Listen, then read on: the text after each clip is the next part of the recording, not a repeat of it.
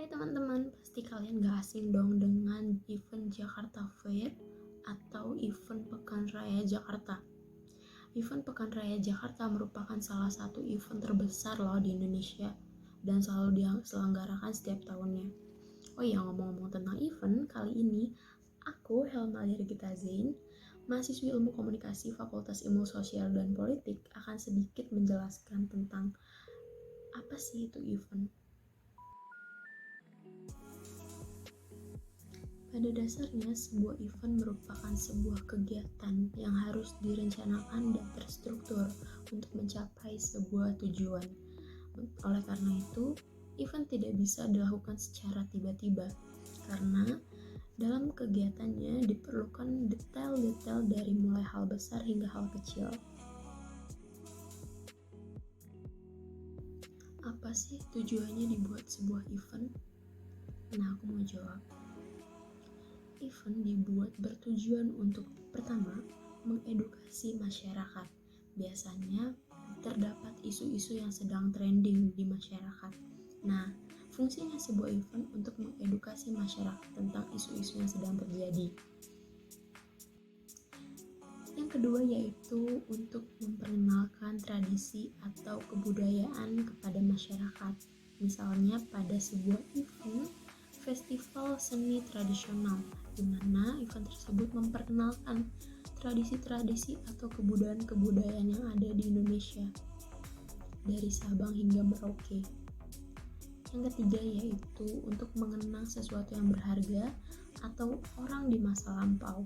Misalnya, seorang sutradara yang sudah wafat, dibuatlah sebuah event untuk mengenang hasil karyanya, seperti film-filmnya, cara mereka mendirect film tersebut, dan lain sebagainya. Yang keempat yaitu untuk mempertemukan sekelompok orang dalam setiap project.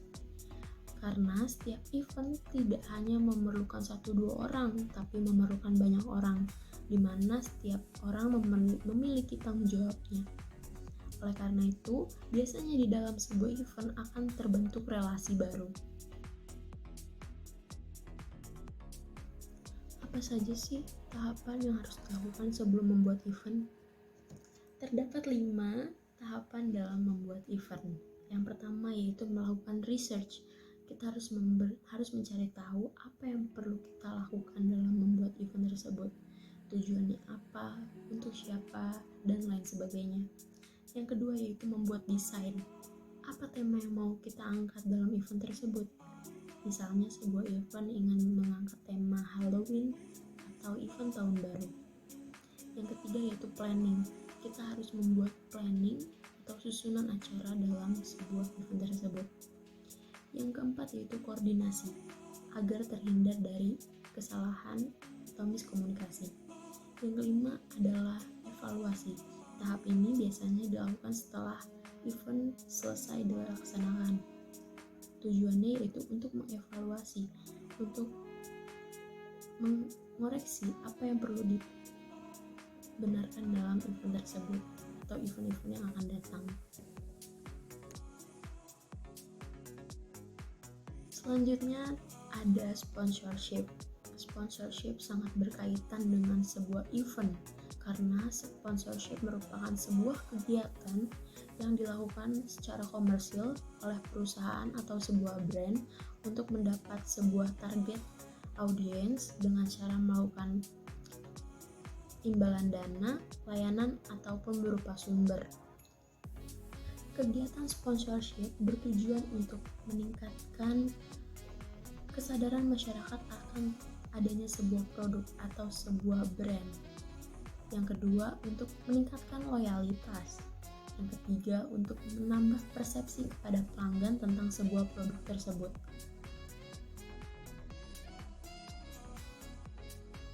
Terdapat 2 jenis sponsorship. Yang pertama yaitu pilot sponsorship, di mana sponsor akan terjun langsung ke dalam sebuah event untuk melakukan sebuah interaksi terhadap audiens. Misalnya sebuah provider menaruh booth di sebuah event untuk menarik audiens agar tertarik kepada brand tersebut. Yang kedua yaitu televisi broadcast sponsorship, di mana sebuah program TV atau sebuah acara mendesain acaranya dengan berhubungan langsung dengan sponsor tersebut. Misalnya sebuah program TV menayangkan sebuah iklan tentang brand tersebut.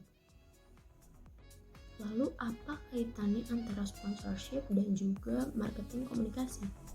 Nah, ada dong. Yang pertama yaitu untuk meningkatkan brand awareness terhadap produk tersebut kepada masyarakat. Yang kedua yaitu untuk menjangkau lebih banyak pelanggan. Yang ketiga yaitu untuk meningkatkan kepercayaan pada pelanggan. Biasanya sebuah perusahaan akan melakukan apapun untuk meningkatkan kepercayaan kepada pelanggannya. Yang terakhir yaitu untuk menjangkau pelanggan yang sulit untuk mendapat informasi.